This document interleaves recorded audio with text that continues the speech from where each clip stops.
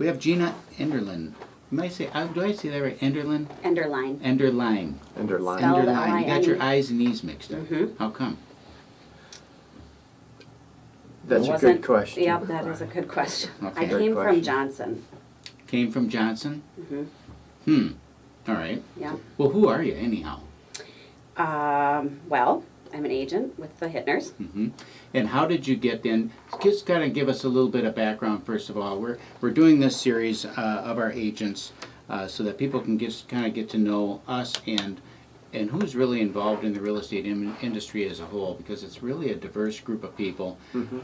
About 50-50 split like the country is on both sides of the political spectrum, and it seems like a seat, a butt for every seat kind of a thing.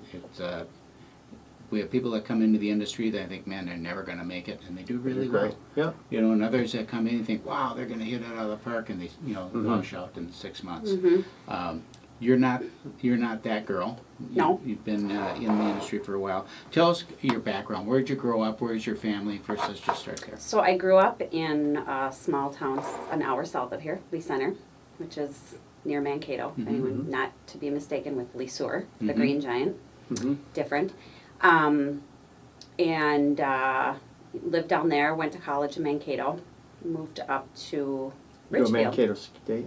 No, I went to Rasmussen. Rasmussen there? Okay. Yeah, and I finished a 2-year degree, and actually, I'll get to that later, went back to school. But moved up here, and then in '99 worked for TCF Bank. Okay. And was in lending, became a manager there. Oh. And I didn't know then, so that. what was the transition from lending to real estate? Well, I was in lending for a long time, throughout my kids' younger years. And kind of always was intrigued with real estate. And I went, our fourth child was 2. And I thought, I have to start preparing for what I'm going to do. Am I going to continue this? Am I going to go back to work full time when he gets in school? So I decided to go back to school to finish my 4-year degree. And then while I was in school, finishing my 4-year degree with 4 kids, I was like, I should really go to real estate school too, because... Because why not? Because why You not? have 4 kids and you're Yeah. going to school. Yep. So I did that and took the course over the summer Wow. and got into real estate and really loved it. I mean, for the first year, I kind of floated around. It's tough. That first year was is tough. And but really started to dig my heels in, and had then another baby. Yeah. So now, I'm curious about that because you're very successful and you're top agent with our team and kind of the go-to girl really. If you don't mind me saying, in terms of we have a lead that comes in and it's like, well, someone's got to take this that's really good. It's going to be really, and you can connect and who can we give it to? How do you balance that with 5 kids? Well, we have a great support system. I mean, my husband works regular hours now, and all of 3 of my older kids are old enough to babysit. 4, the older 4 are old enough to be home alone. What are your ages? Almost 16, Oh, wow. 14, almost 13, 10, and 5. So you can work it out. Yeah, you can work it out. What other things are you doing in terms of real estate now? What's your favorite thing to do in your business? In regards What's your to- favorite? Buyers or the buyer, listings seller. or- Just what part of real estate do you like the best? Working with people. I mean, for sure, hands down. That's my favorite thing. And the relationships that I have clients who are now friends who, Right. we meet for dinner. They were never, never knew them before. Would never Working have with met them. Repeat clients who have bought and sold many times over the years. And that really, though, relationships is for sure my favorite. And whether it's a buyer or a seller. What part do you find the most difficult for you? There's nothing that's hard for Gina. Maybe. Gosh, I don't know. I think there really isn't. You usually can talk through almost anything with, maybe the biggest challenge would be in pricing with with even buyers and sellers is kind of getting them to understand sellers always want the top dollar, buyers always want the least amount, and kind of bridging that and helping them understand pricing, and that may be one of the most challenging. Sometimes I find that they need to experience the realities of the marketplace. Yes. Oh yeah. I've had buyers in multiple offers miss out on 4, 5 offers until they finally understand They get it the way now, the market right? is. And sellers who want to list their home, you know, we give them the range that we would list it, but they want to check it out themselves and see, and the market tells them otherwise, and it's always really receptive on both ends, because if you're honest up front, I think it all works, you know. Yeah.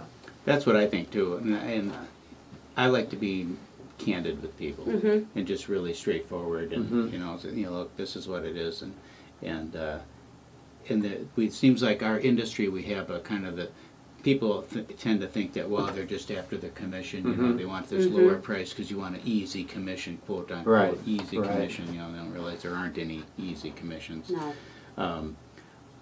But you just got to be straightforward with them. Show them the numbers. I mean, here's the numbers. You know, and these are the same stats that the buyer's agent is looking at. Correct. You know, or these are the stats that the seller's agent looked at when he put the home on the market. What makes you think that the numbers are any different now? And what can we specifically point to that says that it's different? And buyers are smart with the internet. They can. There's a lot of information at their fingertips. Right. They're not. I mean, yes, they look to us for guidance, but our job is more involved than just giving them a number to put in an. You know, we're here for more than just giving them a number to put in on the property. A lot of buyers know. They're savvy. Tell us a little bit about people who come in from out of town. People are relocating from other states and different areas of the country. How do you talk to them and coach them through the process? Again, with the internet, I've had several clients that have job transferred here and worked with them. A lot of times they know specific areas that they want to be in. They've researched school districts, and I've had buyers where we're driving literally in a radius all around the entire metro. You know, they want to be within 30 miles outside of St. Paul. Well, that's Huge. a big area. Right. But sometimes if you're moving from a city such as Atlanta, where you know traffic is heinous. I mean, you know, it's all relative when you're speaking of distance, or they want to be with 15 minutes outside of a certain area. But again, it's educating them, driving around.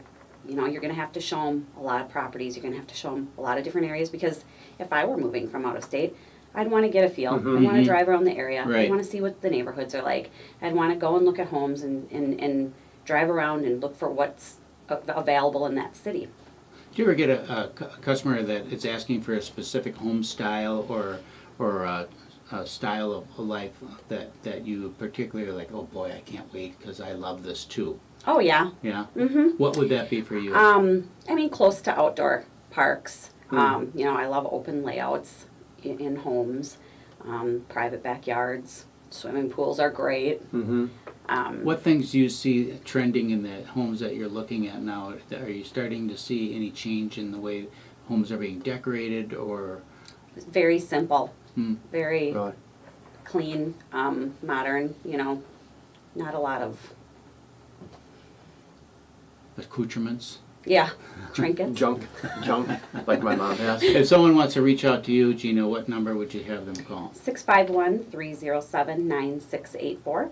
Or you can go to hittnergroup.com, or you can go to our YouTube site and you can see Gina's profile on YouTube as well. That was done in so quickly. I mean, it was so good. Entertaining, yeah. It was so good. A mere half a day. Mere half a day. 4 hours. 73 takes. 4 hours. For a 35-second video. We have to head out for break. This is your Real Estate Chalk Talk. You can reach us at 612-627-8000. That's 612-627-8000. RealEstateChalkTalk.com. That's the show website with all of the vendor contact information.